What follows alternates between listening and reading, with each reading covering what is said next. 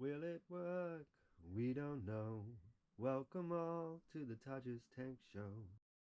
Hello everybody, and welcome to the first episode of Todge's Technical Talk.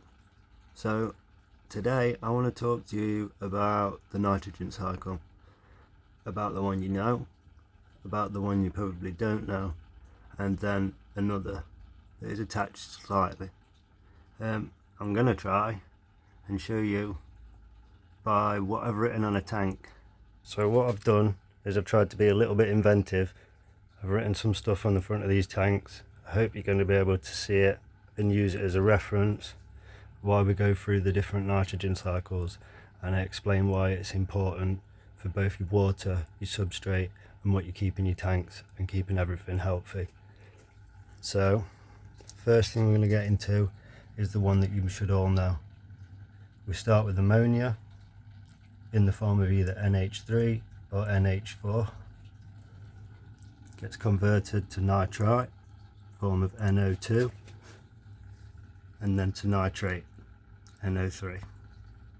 Nitrate being the least poisonous to fish in higher concentrations compared to this end of the scale, which is ammonia, which is more poisonous to fish in lower concentrations.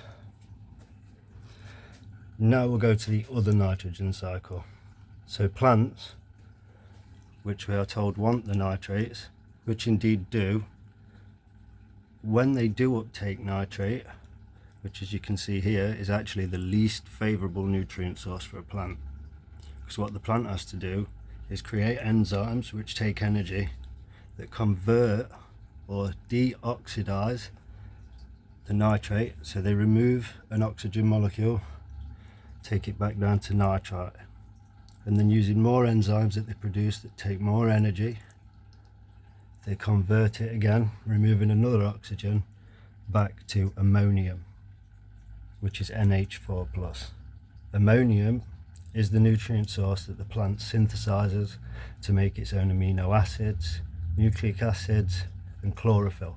Chlorophyll is essential for photosynthesis, which is also essential for something else. So during photosynthesis, if you have got ammonium in your water, plants will uptake it in this form. This is their preferred form. It costs them hardly any energy, and they will flourish because we're not wasting energy, they're using it all to grow. Right? Ammonia, as it comes from the fish and becomes dissolved into water, if it dissolves in acidic water, it will form ammonium, ammonium being preferred. Now, some fast growing plants and algae being the number one, will actually uptake ammonia in its raw form when it comes, as I'm going to call, from source, either fish or decaying matter. So when the ammonia gets into the water, things like Amazon frogbit, pothos, moss, Amazon swords, during photosynthesis, so while the lights are on, they will uptake ammonia in the form of NH3. If you have slightly acidic conditions, most of that ammonia will eventually turn to ammonium. So that's why when you have slightly acidic water, your plants flourish, grow better, almost as if on steroids, because they are being fed the optimum food for what they need. So let's move on to nitrite. Nitrite, again, being the second favourable source and less energy consumption in order to get to the preferred form of ammonium, would be the second favourite nutrient source. During photosynthesis, again, plants are able to uptake nitrite through the stems and through the roots, converting it back down to ammonium and then into amino acids, so on and so forth. Nitrates, on the other hand, are the least favoured, but they will be taken up and they will be used as a nutrient source when needed. So this is where my theories come in, and this is why I leave it to Mother Nature, and this is what I believe. So Plants need food, but they don't have a kitchen and they don't have cupboards. The food they want is harmful in large quantities, so it can't be stored in water. So Mother Nature steps in, makes it slightly less poisonous to the fish, but not as hard for the plants to consume, so that if they run out of ammonium, they still have a food source that doesn't take loads of energy. Now, in order to keep the fish in the water safe, Mother Nature added another step to create nitrates. It's still not actually been proven at what level nitrates become poisonous to fish and actually can cause problems. So for me, the nitrogen cycle of water, of getting nitrogen to a safe place for the fish that live in it, is what Mother Nature does. But Mother Nature also taught the plants not to be greedy and only take what they would like, but also accept other forms of food that they can get to as and when they need. So nitrates for me, in theory, is cupboard food with a long sell-by date. Fridge food that might spoil quick, McDonald's. If you catch my theory, you'll understand where I'm coming from. So, plants in your aquarium. Plants are the nitrogen cycle. A cycle goes round. The ammonia nitrate, as you've been taught, is only half. To complete the cycle, you need plants. And this is the full cycle. The decaying plants then become the ammonium, the nitrite and the nitrate, and then they can be brought back to ammonium. So you need plants in your aquarium, not filters, right? You need a substrate, not always, depending on what you keep.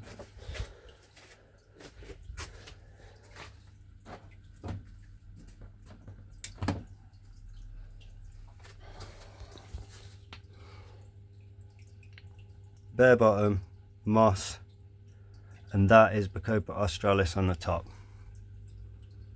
The Bacopa australis has free CO2, so its metabolism is sped up. It is also a stem plant and it's fast growing. So that is actually consuming ammonia for me before it even gets a chance to turn into nitrite or nitrate.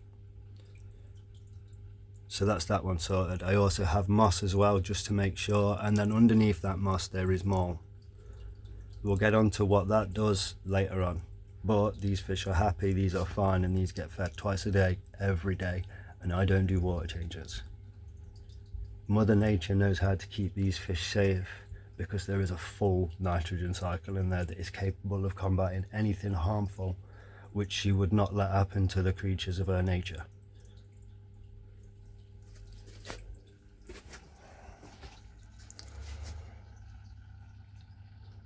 Right, so now we've got both cycles and you sort of understand where I'm coming from, or should I say full cycles.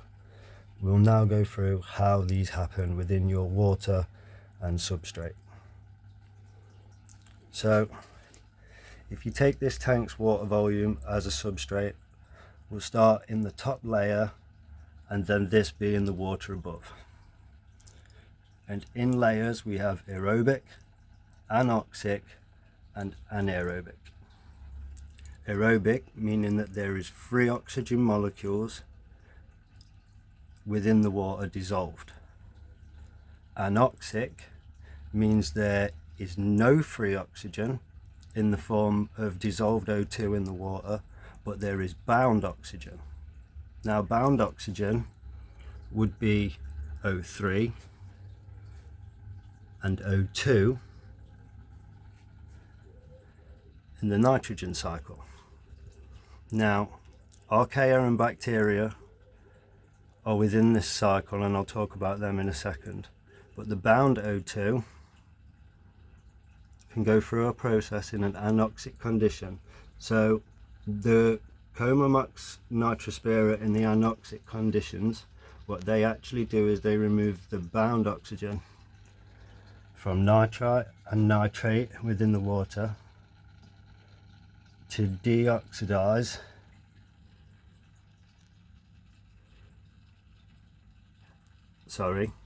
they use the oxygen from the bound nitrogen in a process to convert it, the new ammonia, into nitrate. Anaerobic means that there is no oxygen whatsoever, bound or free, and the microorganisms and that live in that zone are capable of doing their process of ammonia reduction or conversion into nitrogen in a different manner. So in aerobic conditions above the sand, where there is large amounts of oxygen, you will find ammonium oxidizing bacteria. Ammonia oxidizing bacteria have enzymes that oxidize ammonia, making nitrite. And then you will also have in there nitrite oxidizing bacteria, which will convert the nitrite into nitrogen, adding another oxygen molecule. Just below the water surface and into the areas where you start to lose free oxygen but not fully depleted is where you'll find archaea. Archaea are capable of doing the same process of oxidizing the ammonia, but they can live in the lower oxygen concentrations and still be able to do it because of the enzymes that they contain. Anoxic, they perform the denitrification of ammonia by binding oxygen molecules to it from bound oxygen already in the water. Anaerobic, they perform a function where they actually turn NH3 and NH4 straight into nitrogen gas and H2O. Now, a lot of people speak about the anaerobic process, and it is a big feature in biocenosis baskets if you know about it. But if you do some deep reading, you will find that nitrogen gas off from aquariums hasn't actually been recorded. Now we'll know the science and the theory there is behind it.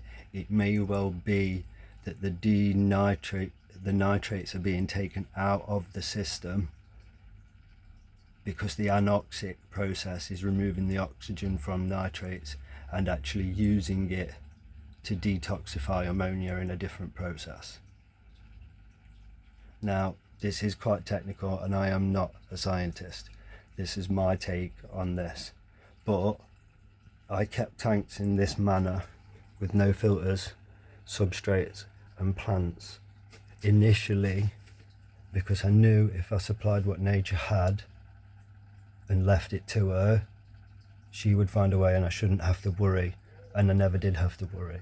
But I did want answers, so I have spent a long time over the past couple of years researching all of these things just so I now know why and can actually have my own theory and version on what Mother Nature does and how she actually keeps life thriving, gives them every availability to survive, and under every condition is doing something to help life on every aspect. So how do I keep tanks? I try my hardest to keep a deep substrate.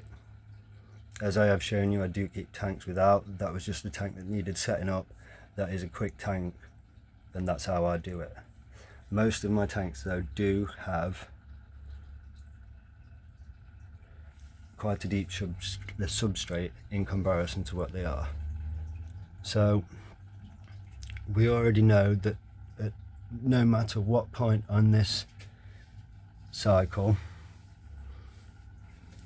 we are at within the water, the plants will take it as nutrients. So during photosynthesis, this is another key aspect of keeping one of these tanks. My lights are on for a minimum of 14 hours a day. They are low wattage in comparison to the tanks, but it's only a few tanks that are on 14 hours. Most of them are looking at like 16. And low watts for long hours means long periods of photosynthesis. That means they are doing this process for longer in your aquarium, and the plants will love it. Certain areas of the world, they do get long light hours, and the plants thrive in them light hours, so there's no reason why they wouldn't in your aquarium. So I keep a substrate, the deeper the better. So soil at the base, active soil or compost, has a lot of this bacteria within it already, because it's already performing the process of decaying matter, which is something else I'll touch on in a minute. So if you put that at the base, not only will it compact and form a heavily thick area where hopefully you will get some anaerobic conditions, and they will take nitrates out of the water for you, because they use it nitrites out of the water before they can turn to nitrates, and they actually use that to convert ammonia straight into nitrogen, and then they create H2O from that as a byproduct. So if you've got a deep substrate, you can get this. If you can't go too deep, hopefully you can get an anoxic conditions area. Again, removing nitrates, giving the plant's food in easily usable sources, so you get better plant growth. Aerobic, definitely, but you have aerobic free O2 bacteria in a tank like this. The mome at the bottom is where all the bacteria is going to sit, live and thrive. So I aim to create a deep substrate so that I can create all of these environments, because I know if I've got all of these, in theory Mother Nature has every option of making the water as safe as possible for fish, whilst keep giving the plants food and nutrients at their most optimum as well. That the deeper it goes, the better it is at doing its job.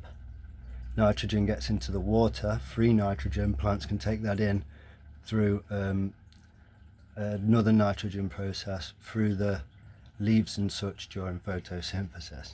It all cycles. As long as there's plants, there is a way to get it out of the water and make the fish safe. So long light hours, deep substrate,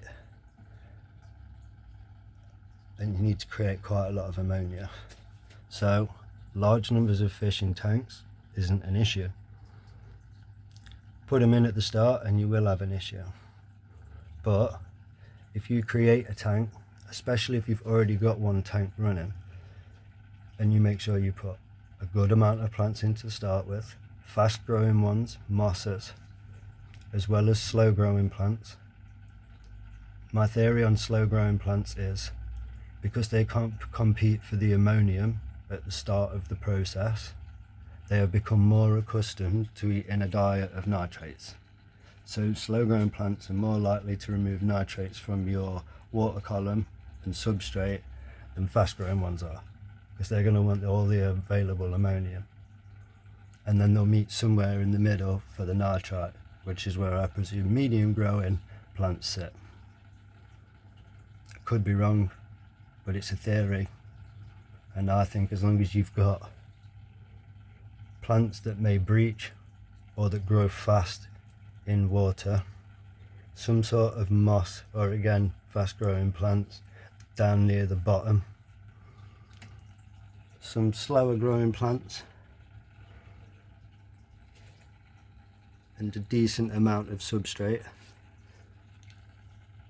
life in all forms and in varying sizes. So whatever size fish you go for, you need to work down the size of life. Every tank has snails, shrimp, and whether you want to call the microfauna, microflora, most of my tanks have, let's call them seed shrimp or infusoria, because of the nature of the tanks. If they don't when they start, and I start them, I will try and put as much as possible in there so that there is a full cycle.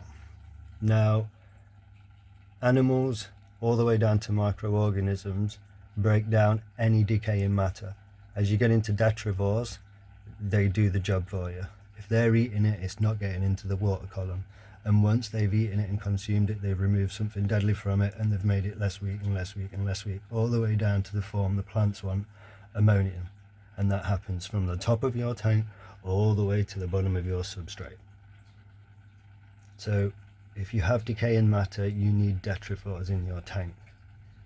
But if you don't have decaying matter, you will not have life. And if you do have life, you will not be able to support it properly, healthy, or for a very long time. Tanks with filters, fake plants and gravel will not make happy fish. Tanks with life, death, decaying matter, rotting fish food, snails, seed shrimp swimming around everywhere, algae growing in corners, is what you would find in nature. This is where your fish are going to be the happiest. I don't have to feed my fish. I put food in this tank to feed everything. The plants, the detrivores. The fish are a byproduct of eating the food. They have enough life in there to eat constantly. Everything in there could sustain itself for a serious amount of time without me inputting anything. And when it comes to input, mine is minimal. I put water in when it evaporates, and I put food in. Depending on how they grow, which they normally do quite well at the start, but they balance, and then they stop, and they stay as they are. I don't have to cut my plants. I don't have to keep trimming and getting rid of plants. If I wish to, I can do a water change. My plants would thrive, and it shouldn't actually cause too much harm to the life system, food web, so on and so forth, that is actually contained within all of my tanks. I just choose when I want to do them. I don't have to do them. I don't have nitrates in these tanks, I don't have nitrites, and I have no traceable ammonia.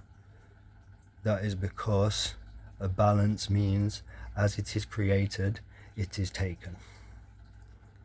That is sustainable. And that's what Mother Nature does. She creates a sustainable environment where life can thrive. If you keep changing that with anything that's not natural, chemicals, false foods,